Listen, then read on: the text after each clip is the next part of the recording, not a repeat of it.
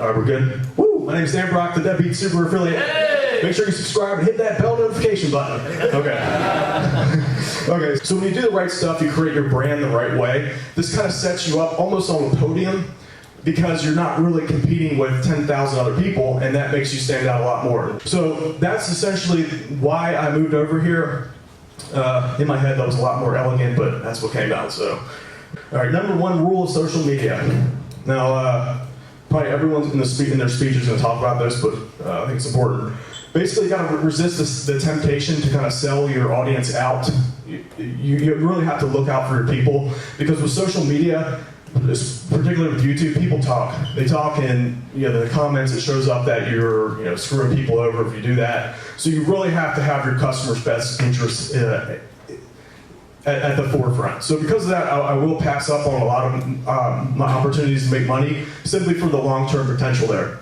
So I say to avoid the temptation to digitalize them. What I mean by that is when you're behind a computer and you're doing like email marketing, it's very easy to look at that person as a digit on the screen. And that, I think, once you start doing that, that is the starting point where your business will start to fail. Every business that that went from success to failure, I can boil it down to that one point where I was like, all right, it's no longer a person anymore, it's just money to be made. And that's a huge problem. So it's not only good for you, it's good for everyone else involved. So be careful with that. All right, so it all boils down to what's called as goodwill. In our business, that is essentially what we provide to our audience. They say value, you gotta provide value. Goodwill is essentially the currency that we deal in. And once that equation shifts from the customer to you, that's when the down point goes. All right, so the problem with the traditional launch model is there are a lot of bottlenecks along the way. So what I mean by that is, crap, okay. I didn't know how that would go, so I had a little censored version there. Okay, so here's the bottleneck in any product launch. If your customer buys, then you're able to provide that goodwill in the back end here. So you might have some cool emails, you might have some videos and all that good stuff. But the real issue is, let's say 2% come through, 3% or whatever, the rest don't really get to experience the magic. So because of that, you can get the short-term money, but over the long term, I found it can literally take hundreds of days for someone to first get into your brand to where they build, buy stuff. So because of that, I believe that you're leaving a lot of money on the table when you don't shift that equation to the front here. Now what I mean by that is, what I decided to do was essentially take my products that I normally charge money for and just give them away for free on YouTube. So I'm creating all these videos. These are up to the quality of some of the stuff like WordPress and stuff like that. I just give it all away for free.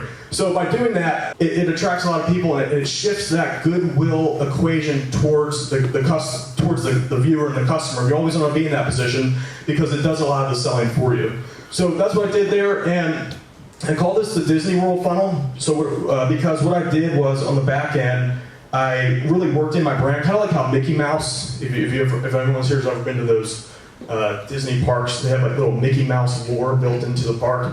I decided to add that into my products, and that really creates what I believe it does is that it allows you to three-dimensionalize your brand. Rather than it just being on one plane, you start to be able to stack and build, and it really creates, I think it creates extra synapses that fire in their brain, and that really helps create a multi-dimensional brand there. Let's see. So there we go, Mickey Mouse.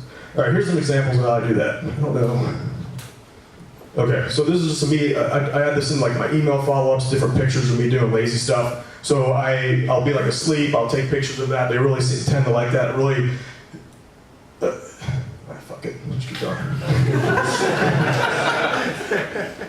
All right, damn it, I wish this one played.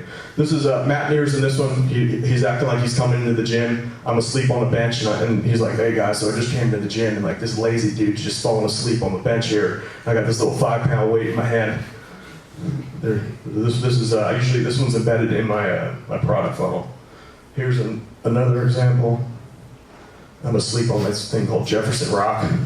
I believe this one's in my product funnel too. So it's like little Easter eggs that they get to uncover as they go through the training. It adds a nice little element of entertainment and education along with the content that I serve. All right, this is a little, I did this little little Fortnite. Anyone play Fortnite? Yes. The little Fortnite dance. That one did pretty good. Almost got like 350,000 views. I have that on Instagram. So usually on my social media platforms, I have different types of content. The Instagram ones or the videos are typically a little shorter, just like 2 to 10 second videos. Can you show us that dance? Yeah. So it was like, oh shit, is this going? We got this? All right. Let's get this viral. All right, go something like this.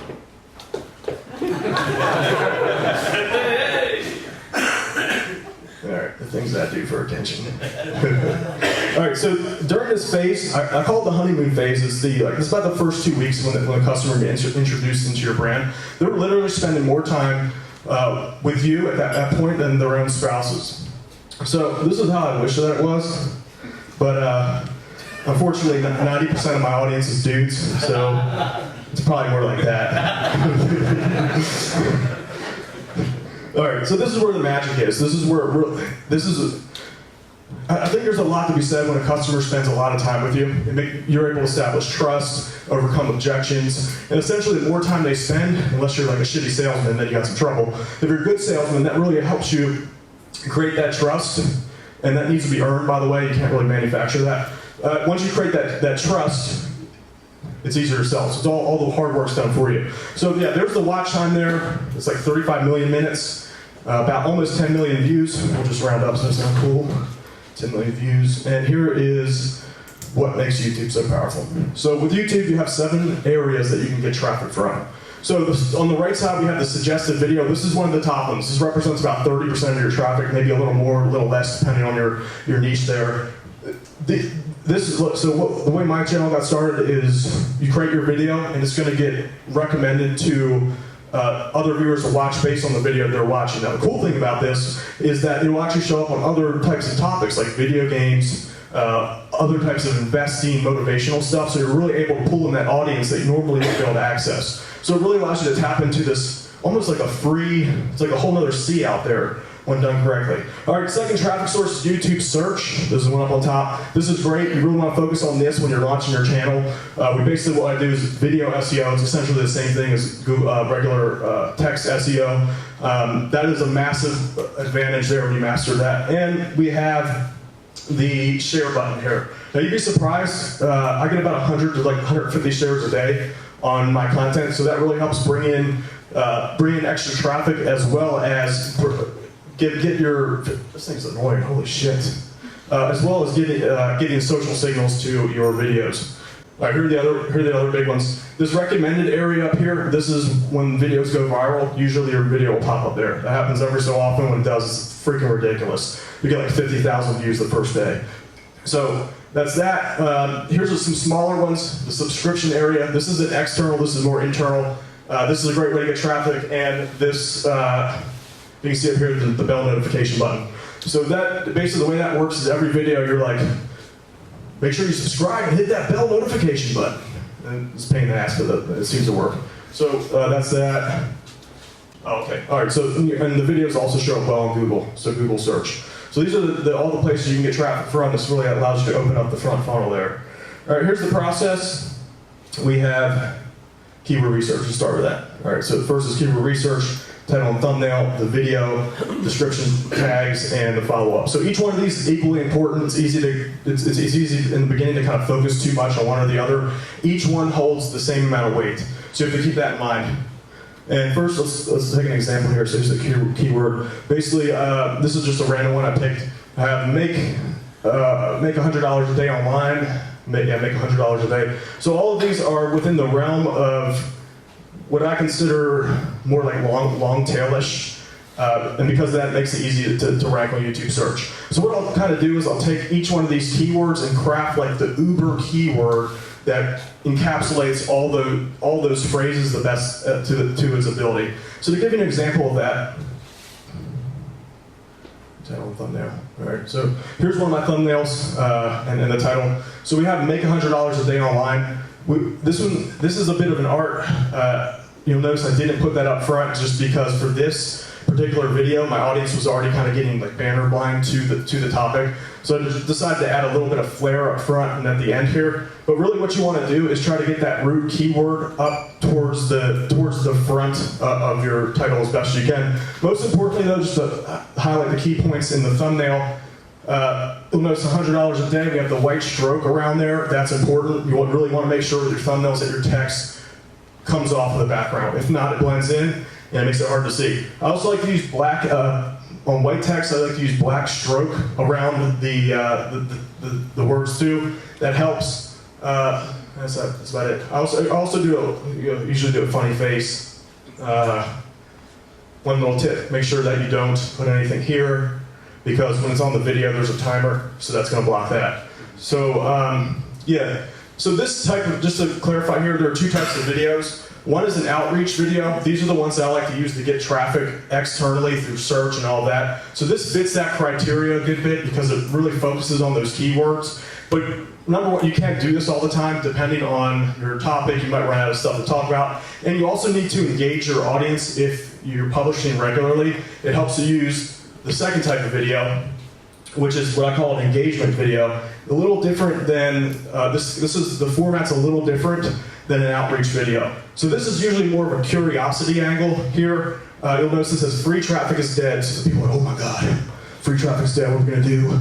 And then I have, and why make money online is game over. So it really, I'm not really telling them what it's about. There's an idea of what it's about, but they have to click to find out. So the reason why you want to use these types of videos is because when you're publishing regularly, your results kind of depend on your previous couple videos that you launched. So these will get more clicks, and this helps drive up the average engagement of your YouTube channel. So I work these in every, I pretty much alternate every other video for that, just to keep it going.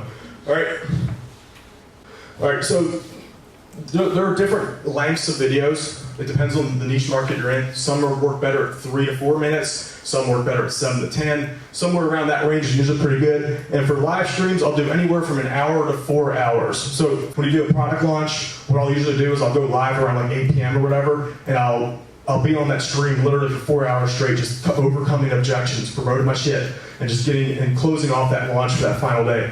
A lot of the money is made there if you do that right, those 4-hour live streams at the end of a product launch. All right, so there are many different styles of videos that work. So people are always like, oh man, I don't want to show my face, I don't want to show my face. PowerPoint slides work just as well. It's about the same conversion. If you get good at doing these presentations, you can have about the same video engagement as well. So these are just straight up PowerPoint slides, just like I'm doing in this video here. One little tip for you guys, if you're doing this style video, less text is more. So you'll notice that I don't really have, I'm going to break this rule in a second, but you'll notice that there's not much text up there. So that's key. I like to have a lot of images, and another key to this is you always want your slides to change rapidly. So you don't ever want to sit on the slide more than about 5 to 10 seconds. You see it's probably in your mind getting a little boring right now. So you get to constantly flip through those slides to keep people's attention. So this is, and if anyone's wondering, this works in any niche market. I've made about $300,000 in the home remedy space doing exactly with these exact videos here. So it works in any space, really. You can do this method. I used to think she was so hot back in the day. Yeah, these work. The problem with this, though, is you have to micromanage the shit out of them. If you don't, every line of the script needs to be scripted out. You need to literally like tell them what to do. If it's some kind of tutorial or something like that, you have to literally be like, yeah, move your arm over here, or they're not going to do it. So it's a lot of work. It works. I've not tested this as much as the slide presentation though. So I use these really to spice up the slide channel, because you don't want too many, you want your channel to look like people are actually on it, not just a bunch of little like slide videos, and that can work. This just adds a spice to the video there. All right, I was hoping to show an example of a video, but it doesn't appear to be playing right now. Yeah, shit. All right. By the way, this is a thumbnail I've done myself. I usually have a designer, those better ones I showed you. This is just very simple. These colors here, like this bright blue, and bright pink and bright green, there's a certain like hex value for that. This really, for whatever reason, when it's on YouTube next to the other thumbnails, it really pops off the screen there. So I don't know the exact hex value for that. and that works really well. You'll notice though with this text here, and you notice I spend a lot of time talking about thumbnails because they're important. I use white text, and I usually use a black stroke. That's really important. You have to have that text pop off the video or else you're screwed. You're not making any clicks. All right, so here's where I broke that rule that I was talking about. When you're doing slide videos, you almost, when you do slide videos, this is like the perfect example of what not to do. But I have to deliver the info, so there's no other way. All right, so let's talk about live streams. Live streams are essentially like little mini webinars, and they're great for selling. Same flow as webinar. Yeah, so it works the same exact way as a webinar. You do the same exact stuff, you interact with the audience, PowerPoint presentation, all that stuff. Nothing changes, it's just a different medium there.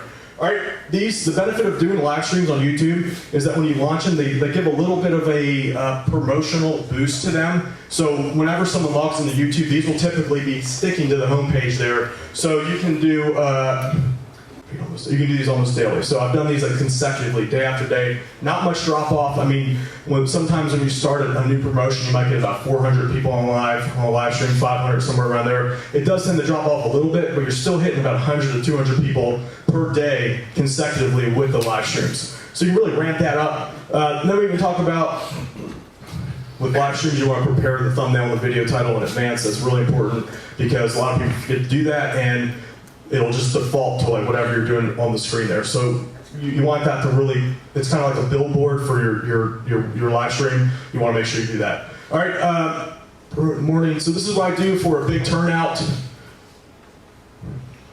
This is if I really want to go hard or something. So when I'm doing a product launch, my own internal product launch, I'll typically do an email blast in the morning. Sometimes I'll do it the day before. Then I'll hit my Facebook fan page up. I always build up my other social media properties behind the YouTube channel. So I'll hit that as well. I'll hit my Instagram. Then I don't do Instagram as much right now because it's kind of like a whole other arena. So just if you're trying to do one of these, make sure you kind of pick it and stick with it. It's difficult. All right. So damn it.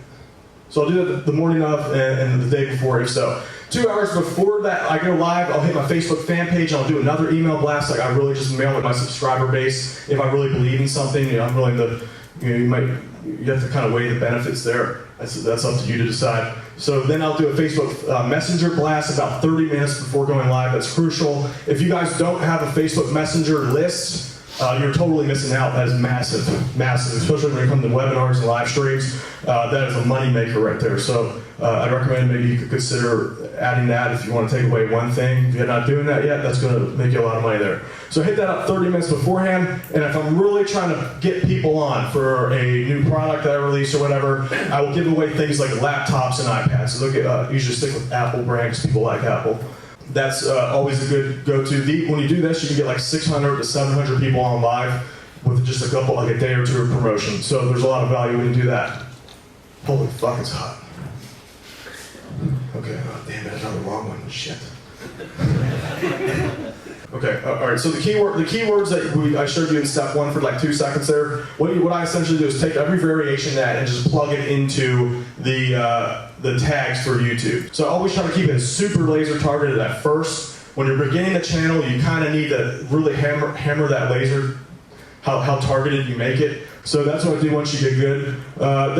What I always do when I'm really trying to get a video to do well, I'll put in a 500 word to about 1,000 word description. I think the max might be 750 if I'm not mistaken. But I put a 500 word description in there. Reason why you do that is because it helps with your search engine rankings, your YouTube search. They really love that stuff. I don't know what reason is. I think it's because of that reason. This really helps to take new videos to the next level. So just a quick little pointer, when you have a brand new channel, you have to do this every single time. So it's a lot of work initially, but once you get that momentum going, then you can scale this back a little bit. Like I'm feeling pretty lazy right now, so I probably would benefit by doing this more and more today. I do sometimes depending on the video. So it's just kind of like, if I think it's going to do well, I'll go this extra step. All right, syndicate your video at the top other video sharing sites. This is a good tip here. Basically what you do is you head over to Fiverr, you take your video file that you'd be putting up on YouTube, and you say, here, take this file, put it up onto other sites like Dailymotion, Facebook Video. It costs $5 to do it, but the benefit is that these videos will be out on like 100 different platforms, getting traffic for literally many years to come. So I have videos that I've published 7 years ago on these other smaller platforms, getting little trickles of views here and there. So it's just a good thing to put some money into. Most importantly though, when they embed the video on their site, if they embed it from a YouTube video subscription link, video share link, that kind of helps boost up the social signals of that video. I don't know, is that the proper term, social signals? Sounded good. All right, so we have, here's social media following, we have them. Okay, so what I do is, on the back of my YouTube channel, I will typically build up my other social media followings off of that. So the reason why is because I like diversity, but I also like to have the, kind of the rest of the redundancy. I like to have the ability to cross-promote my videos over multiple social media platforms, simply because it helps you reach a visitor at a different time of the day. I think I'll talk more about that in a second. Quora, Facebook. All right, so if you have a new channel, a good way to launch a new video is you can go to Quora and Facebook groups. They're a good source of free instant traffic there. So that's if you really want to battle it out. If you don't have any assets, you have to kind of battle it out for the first month or two. So if you have an email list, that kind of puts you at an advantage. I recommend that you hit your email list. If you have, like, say, a freebie list or something, you might consider promoting that to your audience there. And yeah, that's a nice little jump start. And final tip here, this is why I recommend my people.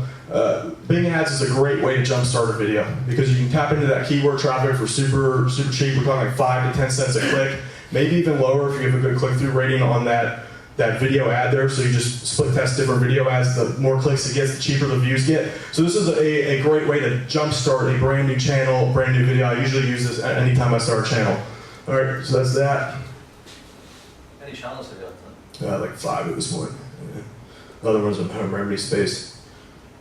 All right, so I mentioned this. I alternate, so the follow-up. Basically what I do is I use YouTube to build my email list. Multiple reasons the email list is pretty sweet for selling.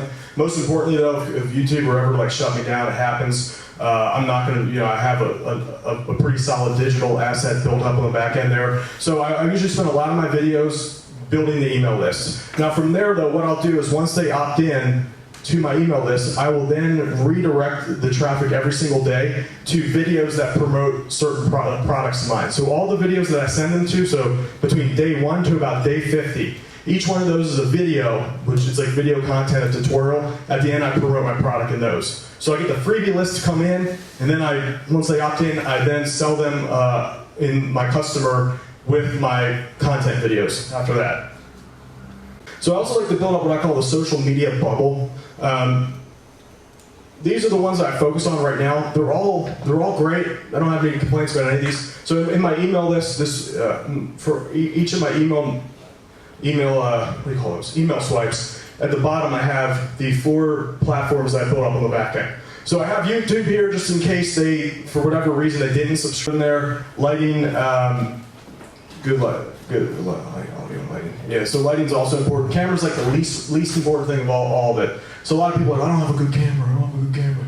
Just worry about getting a microphone. So a lapel mic, the one I use for like the majority of my videos is like a $25 lapel mic that I bought like 5 years ago. Works better than all the high-tech shotgun mics. All that was a complete waste of money comparatively. This is annoying. I'd rather have a lapel mic. It's just with you the whole time. It doesn't have a lot of pop issues. I don't know if this is popping a little bit, but the audio that is a huge advantage here. Lapel mic. All right. Also, cut out all ums and ahs. Usually, I'll start when I make a video. It ends up being like 20 minutes. And I chop it down after I remove all that crap out. It gets to be about 10 minutes long. That's important to really cut that out. It's a small tip, but get out all the ums and ahs, any mistakes, any lag time, even a couple milliseconds in the timeline there. If it's too much, you risk losing audience's attention there. So you really have to compress that. And it's a bit of an art. It's kind of like sculpting a sculpture. You want to make sure that it's not too, you don't want it to have like choppy robot sounding, but you want it to flow nice without any excess space in the video. That is a huge tip, very important one there. So basically, in a nutshell, if I had to put that in a phrase, basically respect your audience's time, respect your viewers' time. They're giving you your time is money. So you just have to remember that. Have multiple call to actions to subscribe throughout the whole video. This is something that I'm working on more nowadays. It's hard to remember to do this every time. You should have about 3 call to actions to subscribe in every video that you have. So what I'll do is in the beginning I'll do one, and then when I drop like the biggest tip, I'll have like a little text overlay that's like, subscribe now. That pops up, and then at the end I'll also like, all right guys, so if you enjoyed this video, make sure you subscribe and hit that bell notification button, and share this with your friends, comment below, all that good stuff. Comments.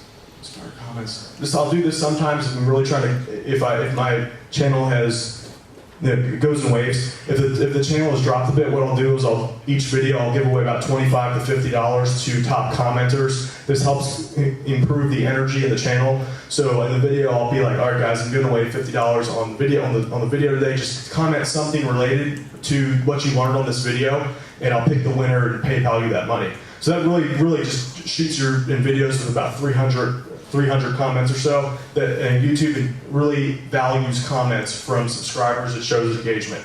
So that's important. Basically, by giving away the $50, you make a crap load more on the back end. I'm going to simplify that for you. All right, embed your YouTube video, YouTube channel, and thank you pages. So this is one of the top ways to get your highest quality audience members out of everything you do is your members areas and your thank you pages. So what I do in each product that I have, especially with a product they've already said that they bought stuff, so you're gonna be like, all right guys, this is usually a 2-minute clip. I'm like, all right guys, here's the product that you bought. Before you do though, make sure you subscribe to my YouTube channel. I have a lot of free stuff that I give away there. So this is how you get those really rabid audience members. I estimate that out of your entire audience, about 5 to 10% of those are like your core die-hard fans. Those are the people that are gonna like keep you alive when everyone else turns away from you. That always happens in a business. Your die-hard fans is the only real lasting asset that you have when everything else goes away. There's a lot of temporary stuff in business. That's the only thing that exists, is that connection with your, let's say it's top 5% of your people. So you gotta treat those people really well. And they deserve it. And this is another thought here. Everyone that comes onto my channel, they all have the same exact dreams as every one of us here. So they would love to be in these chairs too. So once you start thinking like that, and know that there are people in there that want to obtain that black belt level marketing skill, those are the people that are going to be around for many, many years. So those are going to be that's your legacy right there. So you have to really protect that. Make your YouTube channel, page. That's it. I'm doing retargeting and paid traffic. All right, that's it. That was a bit rough, but whatever. Fuck it. All right. So anyone have any questions about that?